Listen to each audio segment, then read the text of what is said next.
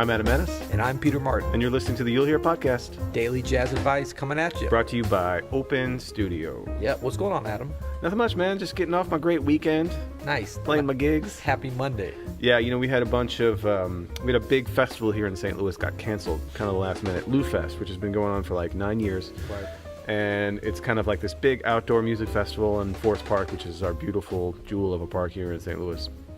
And the guy like totally messed up this year, the guy who runs it, and the vendors pulled out and they canceled the festival on Wednesday before the Saturday shows. And This is like Robert Plant is the headliner. Yeah. But they also have a jazz stage. This is not a street fair. It's not a neighborhood street fair. No. It's like a big deal festival. They had this year was the first year, of course, that they have a jazz stage. Right. Where like all the St. Louis jazz musicians were going to play. Totally unrelated to it being canceled. Let's just be clear.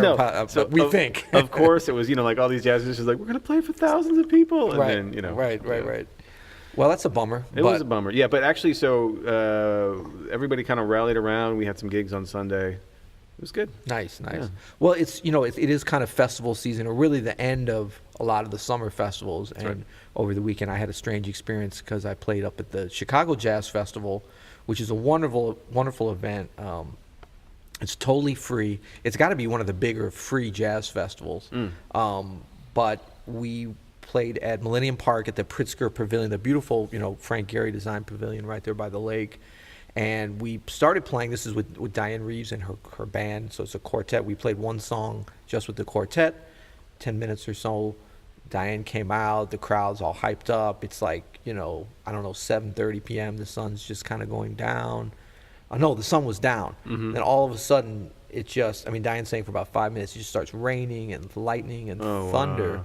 And I sort of see out of the corner of my eye, one of the officials or MC comes over and to the mic and is telling people, I kind of look out at the audience, and I see everyone scurrying towards shelter because the audience is totally open, and there was like 20,000 people there. There's the big audience, and then there's a big grass area, some people, and it's free. Yeah.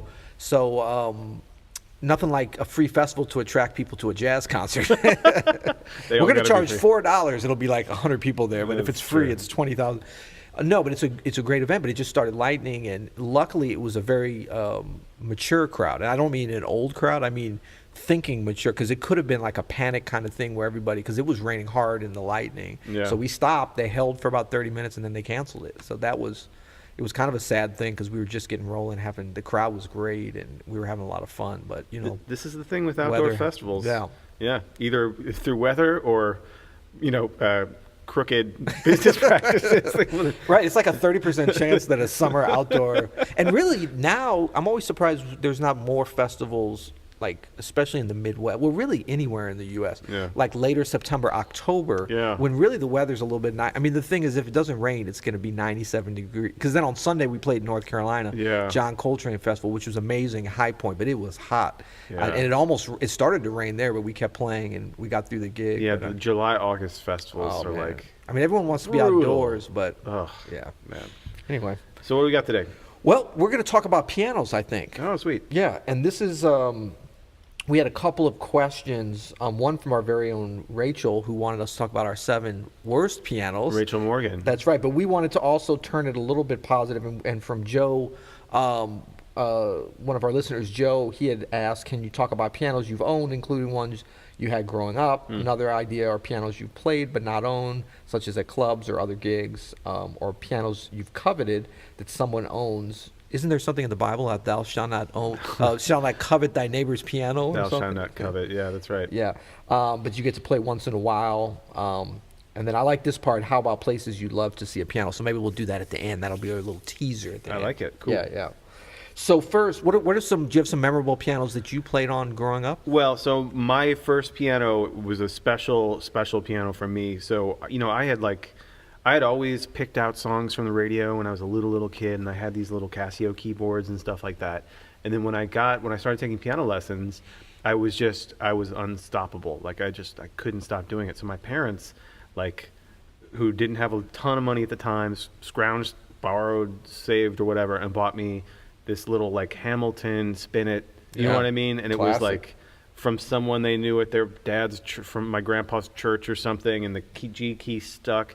It was actually, that piano was a half step sharp the entire time I owned it. Wow. And to this day, I can actually kind of like get close Yeah. to notes by hearing them, but I'm usually a half step off. Half step sharp. Yeah. So it was almost like an anti-baroque piano. Yeah, it was really odd. It was Yeah. really, really odd. So, but that little Hamilton, I mean, that's just, you know, that first instrument, right? Alexander Hamilton. It was Alexander Hamilton. It was Adam as a kid in his underwear on snow days, like playing piano for 8 hours. You know what I Adam mean? and his Hamilton. It was Adam and his Hamilton. No, what's so cool, you know, with these little, I feel like these little starter spinets for families are Yeah. so become part of the family. Like I have one now because I have my grand piano here in Grand Center where I can practice, but I have one because my 8-year-old daughter takes piano lessons now, Yep. and she is on the little spinet in our living room all the time. They're fantastic. Yeah. They're durable. Yep. They are, you can often find them for the low price of free. Totally. Just to move it. And Yeah. they're not that hard to move, the little spinets. Two people can, I mean, it's heavy, but Yeah. two people can get it up on. I mean, how many times have we moved a spinet over the years on Oh my God. on a pickup truck, you Yeah, know? totally. Yeah. That's cool. So growing up, I mostly played on a Yamaha upright. It was actually like a pretty big kind of 52 inch Nice. upright, probably circa like 1972 or something.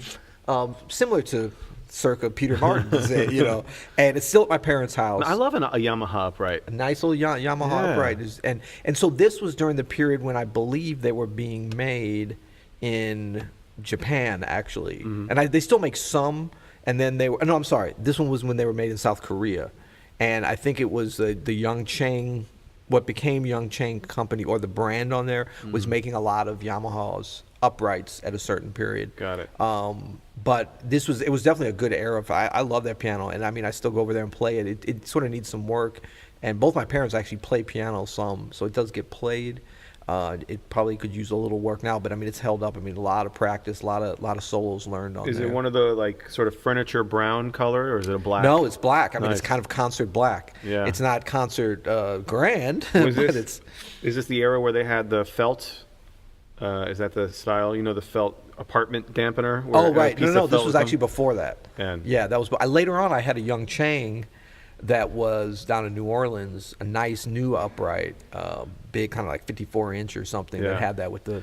For those who might not know what we're talking about, there's some of these upright pianos have the Yamaha has a famous model that has this, but it's like a pedal in the middle, and instead of doing what the middle pedal does, which I'm not even that sure about, sostenuto. a sostenuto pedal, it has one, and it has like a notch to the side. So you press it down and you move it over to the side, and in the piano it drops like a layer of felt between the hammers and the strings, and it has this really dark, quiet sound, so people could practice in apartments and not kind bother of anybody. New York City apartment practice mode. Last week, man, on All Things Considered, I heard this songwriter who was actually killing, and he did a whole album on just him singing and piano, and the whole album was the piano had that felt. Wow. And it sounded really, it almost sounded like an acoustic guitar or something recorded. Nice. It was very interesting. Nice. Anyway. So that's a little history on Adam and Peter's piano. Growing up, I've actually owned a lot of pianos over the years, or had. Yeah, I've had a few myself. You know, and it's interesting because I never look. I mean, I've had some pianos. There's one in particular that I coveted. Well, I guess I wasn't coveting because I owned it, but it was a Steinway L, and I love this piano. I actually moved it halfway. Well, I moved it from, I think, Chicago to New Orleans on a truck. Like I went up. No, I bought it here actually, St. Louis. Oh, nice. But I was living in New Orleans. I flew up. No, I must have driven the truck up. But I had checked out the piano, and someone had told me about it, and I knew the price was right, and so I kind of came up on faith and tried it, and really liked it, and so got a truck, got some guys to kind of help load in the truck, and then drove it down to New Orleans, and then had it for years and loved. I mean, I can still remember the way that piano felt. Oh, man. But I think that's the only piano that I've owned or really played on a lot personally in practice that I just felt really attached to, the way that maybe a saxophonist would with like their Selmer, or a violinist, certainly very personal. All the other instruments, and even now, like the different ones we have here and what I have at home, I like them, but I don't have that much of an attachment to them in a way. Yeah, it's weird, right? When you find that instrument that just works with you, Yeah. you know, works with the sound in your head and works with your hands and the way you play. I love that feeling too, man. Yeah. Actually, one of my friends growing up had a Baldwin Acrosonic spin it. Oh yeah, You yeah, know, yeah. and something about, and I actually really like, if you're looking for an upright piano, Yeah. check out these Baldwin Acrosonics. They made them from like the 50s to the 80s. I always thought it was Akrosnik, but I could be looking at it wrong. The people Acrosonic, that's Acrosonic, right, yeah, that sounds right. No, they're little tanks and they feel really good. But this particular one, just like I could just like fly over it for hours. They had Just- nice even actions on them yeah. without a lot of maintenance. Not a big sound. Not a big sound. But yeah, absolutely a nice little action on them. Yeah, and I still remember. Do you remember the first piano that you like bought with your own money? You know, like that. Yeah, like, it's almost like your sure. first car, right? Yeah, Where I you think pick it it was, out yourself. Yeah, I think that Young Chang. I think I got it on like layaway too. On Yeah. top, but back in the days, for you kids that don't know what layaway is, Google it. bought Google a- Kmart layaway. I bought a cable grand, like a 5'11" cable grand, Yeah. which was like made in Chicago in 1915 or something. And I mean, Yeah. it was like that vibe. You know what I mean? Right. But I just remember like having it home, and I was just like, "It's my own grand piano. I can't believe it." Yeah. So for those that are not viewing us on YouTube, we are on YouTube. Big shout out to YouTube right there. But for those that are at the traditional podcast, all up in your ears, you might have just heard Adam playing the supple sounds of the Kranich and Bach. What do you know about this little piano that's in the pod cave here? Well, actually, maybe we should go through the pianos that we have here at Open Studio, because we have 3 pianos in this room. Yes. And technically another one across the street if we need it. And really 4 if we consider the Kranich and Bach, if we split that off into 2 different, or they're together, they're partners Kranich now. and Bach is one thing. Ever since 1896. Are they still together? So Kranich and Bach came with the room. It did. It was like, it came with the lease. Yeah, it came with the lease. It came with the lease. There was a piano in this space. This wasn't a musical space before. I don't know why they had a piano here, but they had this upright piano, I'm guessing for decoration. And yeah, they were like, "Do you want to keep it?" And we were like, "Yeah, sure." Yeah, we had enough space though. You know, I actually bought a house in New Orleans once that came with a piano. That's And it so was New Orleans. Yeah, it was totally New Orleans. Like it actually was at a Baldwin Acrosonic. Acrosonic, nice, yeah. And I remember the woman we bought the house from was super nice. Everything is so laid back down there. I think like the day we're gonna close, we like did the walkthrough or whatever. Yeah. And she still had a bunch of stuff. She's like, "Oh, I'm gonna come move that if y'all don't mind, you know, tomorrow or whatever."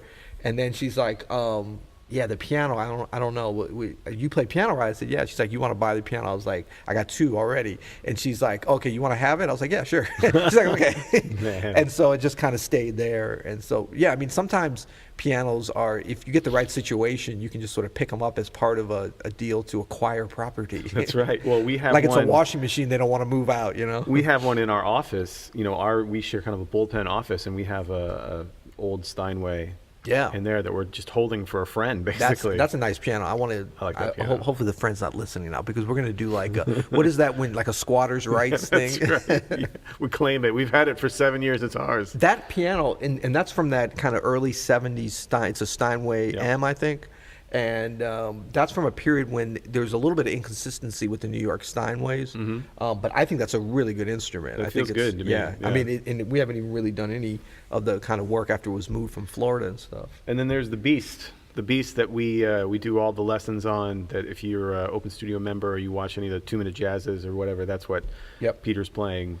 And that's a generous loaner from Steinway. Right, we might do a little squatters' rights on Steinway too. Big shout out Steinway. Is that an M or is it an O or what is that? It's a O. It's an O. O, yeah.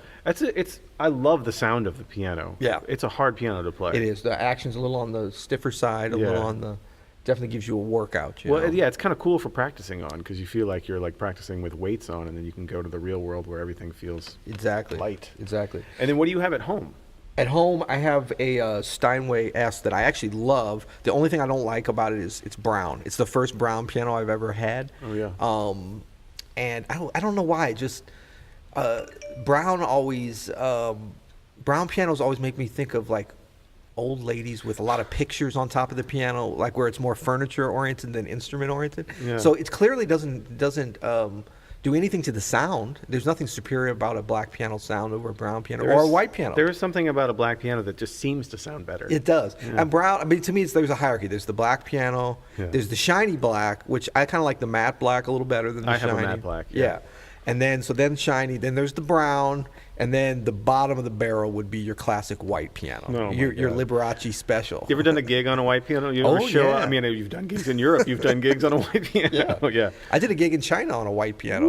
like a shiny, brand new, like still smelled of of some bad Chinese chemical factory chemicals. Why do they sound worse? They really do sound They worse. sound The browns worse. seem like they sound worse. The whites sound worse. That's right. That's right. That's very odd. Okay, so maybe so I have a across the street here at the Kranzberg Arts Center. I have a Essex. Oh yeah. That's my piano. Yeah, my personal that's piano. the Steinway design, made in South Korea. Yeah, the factory. I got it at a Steinway sale actually Yeah. at Washington University here in St. Louis, and they do these big sales or whatever. It's Yeah. nothing special, but it was a room full of Steinways and Bostons and Essex. And Essex is a Steinway starter brand. Steinway design, but built, I believe, in Korea. Yeah. And by machine. And I played all those pianos, and the Bostons are supposed to be better, but this little Essex outplayed all of the Bostons. Right. And so I felt like I got a steal that day. Like it was better than all the other Essex too. It was just Yep. had a little shine on it, Yep. And so I've had that for like 10 years now. I love it. I'm going to trade it up eventually for a real Steinway instrument, but Nice. Cool. Well, I want to jump down. We could sit here and nerd out and talk about pianos all day. Oh, man. But to wrap things up a little bit here, man, you're getting a lot of. You're getting calls, you're getting texts, you're getting Slack. Man, busy Monday for you. It's a call from the owner of that piano. Oh, that's true. Oh, I wonder if he heard us already. I don't know if he's coming feeling to get it. his piano. He's like, "Don't take my piano. That's mine." But one thing I wanted to jump to, which I thought was interesting in Joe's question, how about places you'd love to see a piano? Oh. And I was thinking, this is kind of crazy, but I think I saw a picture one time of a piano on an airplane. And I would love spending a lot of times on airplanes. That would be so fun because what an icebreaker to kind of go over and start playing a little Misty or something. Yeah. Or just a little shedding time. Maybe everyone else is trying to sleep, but Oh, I'll that wouldn't be doing annoying shedding. at all. It's not a piano, but it's always been my goal in life to have one of those Herbie Hancock spherical spaceships that's controlled by a keyboard. Yeah. You know what I mean? From Thrust, Yeah. Yep. The cover art from Thrust. Yep. I've always wanted that. But also, I always kind of every spring I get this crazy idea where I'm like try to convince my wife, let's get like a flower, thing in the garden of an old piano. You know what I mean? Like with kind of like how they have the toilet with the flowers coming out. Yeah, like that. Like there's a great spot. You could put it against the fence and then put plants in it, like a piano planter. Right. But she never lets me do that. Nice. Yeah. So in the garden, on the airplane. How about on the beach? That would be fun. Piano on the beach. It'd be a little unstable. You need some kind of platform. Actually, you know what? I played a gig on the beach one, but it was a festival. Yeah. And they had a stage and everything. I've done that a couple times. Yeah, no, you need to go all in though with like a piano in the waves crashing against it. I see like a Barry Manilow video. I was thinking more like Jodeci or Boys to Men. Oh, of course, yeah. All whited out, you know what I mean? Like Yeah. barefoot on the beach playing the piano. Michael, who's that? Michael McDonald? No. I'm gonna blank. He did the thing with the Lonely Island. Never mind. Okay. One of those cheesy cats. Nice. Yeah. Cheesy cats. Cheese cats. Cool. Well, that was fun. Talking Yeah. about some pianos. I love pianos, man. Pianos. They're just like so. They're so well designed. They're such a great instrument. Yeah, we're not biased here.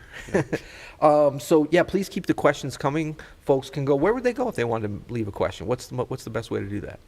Then go to you'llhear.com. I knew it was something like that. That is the best way to do that. Yep, You yep. can leave us a question either by voicemail or you can leave a comment. You can leave us a rating and review on iTunes if you're feeling that way. Have you Yes. been checking up on the ratings? And I reviews? haven't, but by tomorrow I will. I drifted off over the weekend a little bit. We've been getting a lot of love, I know, but I will check it closer coming up tomorrow. But the also people can tweet at us. We were talking about this before. If you tweet at Hey Open Studio, that's our Twitter handle. Yeah. Hey Open Studio, like hey, and then Hey, because we're Open trying to up our Studio. Twitter game. You know, I was tweeting a little bit over the weekend. I was in Boston and Cambridge, down in North Carolina, and did a little. I realized like Twitter is great for like just little nice conversations. Yeah, totally. You know what I mean? I mean Facebook and Instagram. You have to have cool pictures and all that, which sometimes we do. But Twitter's just great, kind of old school. You know, have a conversation with someone. Or if you want to call out your political enemies, seems to be the good for popular that. choice. We don't usually get political on the show, but there you go. Yeah, it's such a beautiful, humane medium, Twitter, isn't it? Yeah. Only used for good, of course. Right. Cool. Well, I guess until tomorrow. You'll hear it.